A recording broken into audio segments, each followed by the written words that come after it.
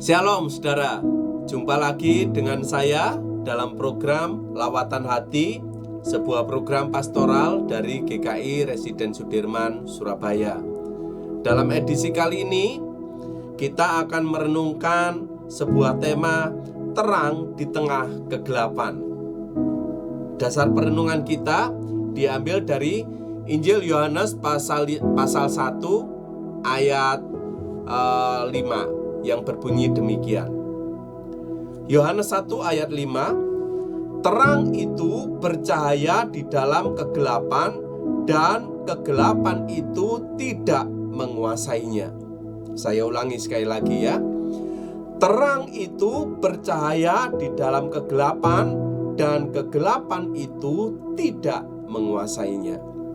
Sedemikian jauh pembacaan firman Tuhan. Yang berbahagia adalah setiap kita yang bukan hanya membaca tapi juga merenungkan dan melakukannya. Saudara, kalau kita mengingat ayat yang tadi kita baca, saudara bisa menebak kenapa dalam edisi kali ini saya menggunakan ornamen-ornamen seperti ini ya. Karena kita berbicara tentang terang, saudara. Terang yang bercahaya di dalam kegelapan. Rasul Yohanes ketika menulis Injil Yohanes ini, saudara, dia memulai dengan menjelaskan bahwa Kristus yang hadir di dalam dunia, yang menjelma menjadi manusia, itu adalah terang. Kenapa demikian, saudara? Karena pada zaman itu, manusia pada dasarnya berada di dalam kegelapan. Di dalam tradisi Yahudi misalnya, saudara, pada waktu Yesus datang ke dalam dunia, sebelum peristiwa Yesus datang dalam dunia, saudara, orang Yahudi itu berada di dalam satu abad, satu masa yang disebut dengan masa kegelapan. Kenapa demikian? Karena Tuhan tidak berbicara kepada mereka. Tidak ada nabi, tidak ada utusan Tuhan yang menyampaikan suara Tuhan. Sehingga mereka berada di dalam kegelapan, saudara. Yang ada pada waktu itu, karena tidak ada wahyu Tuhan, tidak ada firman Tuhan, manusia berjalan menurut hikmatnya sendiri. Maka filsafat Yunani pada waktu itu juga berkembang merajalela dan menjadi pemikiran-pemikiran tersendiri. Nah, saudara sekalian, itu kira-kira sama dengan kacamata saya ini ya.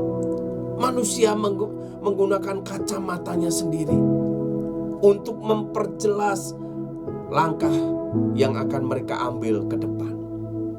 Di dalam konteks seperti ini, saudara, Yohanes menghadirkan Allah dalam diri Kristus sebagai Sang Firman. Firman yang sudah lama tidak pernah didengar, selama 400 tahunan tidak didengar oleh orang Israel. Firman itu datang di dalam diri Yesus. Dan firman itu di dalam ayat 5 dikatakan itu adalah terang. Firman itu yang menjadi terang dan bercahaya di dalam kegelapan. Saudara sekalian, kemarin tanggal 25 Desember kita merayakan Natal. Kita mengingat bagaimana Kristus datang ke dalam dunia. Tapi adakah kita menyadari bahwa Kristus itu datang sebagai terang di dalam kehidupan kita? Mungkin saudara di dalam akhir tahun seperti ini, kita merefleksikan kehidupan kita sepanjang tahun 2024. Kita merasa hidup ini gelap. Dan lebih parahnya lagi, saudara, ketika kita menatap tahun 2025, kita menatapnya dengan suatu sikap yang apatis, skeptis. Akankah hidupku menjadi lebih baik? Bahkan mungkin kita berada di titik yang lebih rendah lagi, di mana kita tidak mengerti apa yang harus kita lakukan di tahun 2025. Karena itu kita seperti berada di dalam kegelapan. Ingat, saudara, Yesus datang sebagai terang yang menerangi kehidupan kita. Karena itu jangan pernah putus asa. Karena Tuhan itu berfirman.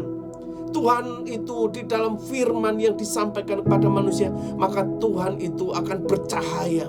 Firman itu akan menerangi kehidupan kita, sehingga kita tidak hidup di dalam kegelapan.